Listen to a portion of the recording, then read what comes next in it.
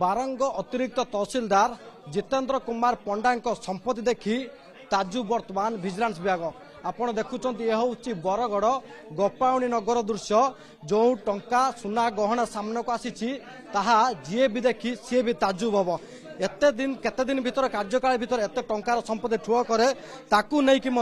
ताजुब वर्तमान विजिलेंस विभाग आपण देखुले जमीबाड़ी कथा किंतु अन्य पटे जदि कहबा आपण देखंतु बिड़ा बिड़ा बंडल टंका 500-200 टंका नोट रही टेबुल उपरे पाखापाखि 6 लाख रु ऊर्ध्व टंका नगद कैश जबत कर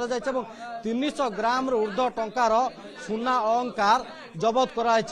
बाबूंकर शौक थिला कड़ा ए कड़ा जदि देखिबा ताहाले पाखापाखि हबो 17 ग्राम रु ऊर्ध्व ए कड़ा बाबू पिंधुले एवं सुना गहना कथा जदि कहबा चकचक करुछि राणीहार एवं घरणी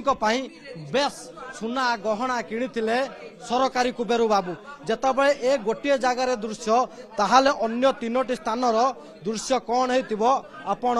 अनुमान करि पारथुबे देखंतु लंबा की लाइन हेकि रहिछि सुना अलंकार ये कोनोसी ज्वेलरी शॉप रो दृश्य नुहे बरंग अतिरिक्त तहसीलदार पंडा बाबूंकर घर ये कुबेरू बाबूंकर टंका देखि वर्तमान विजिलेंस विभाग मध्य ताजुब 6 लाख रु ऊर्ध्व नगद कैश और 300 ग्राम रु ऊर्ध्व सुना अलंकार को वर्तमान जबत कराई से भली दामी कार मध्य जबत कराई बाबू ना रे अनेक सारा प्लॉट मध्य किणा जाइथिबा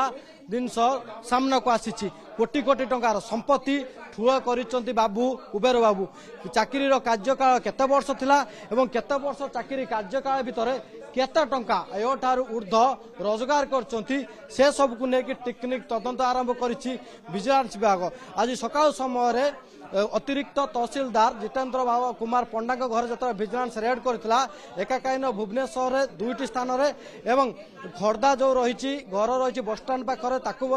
एवं बारंग तहसील कार्यालय रेड करा जाउछि एवं जतबे गोटे स्थान बरगढ़ ये फ्लाट दृश्य आप देखुंत पाखापाखि 6 लाख रु ऊर्ध्व टंकार संपत्ति एवं कोटी कोटी टंकार सुना गहना सामना को आसी ताहाले अन्य जगार केते टंका मिलिबो ताकू नै कि मध्य विजिलेंस संपूर्ण भाव रेड कर आपण देखुछन ये होची बरगड़ गोपाउणी नगर ये जो घर आपण देखुछन मल्टी डुप्लेक्स घर जहार मूल्य वर्तमान कोटी रु ऊर्ध्व टंका एवं ता भीतर मध्य पाखापाखि लक्षाधिक टंकार संपत्ति एवं लक्षाधिक टंकार सुना गहना को मध्य वर्तमान जबत करिछि विजिलेंस विभाग एवं पाखापाखि कहा जाउछि अनेक सारा इंश्योरेंस कंपनी रे टंका विनियोग करिसंती बाबू लक्षाधिक टंका एवं लक्षाधिक टंकार प्लॉट फ्लैट सबू को वर्तमान जबत करिछि विजिलेंस विभाग एवं स्पष्ट हम सत बेले जो अन्य कौन 3टी जगार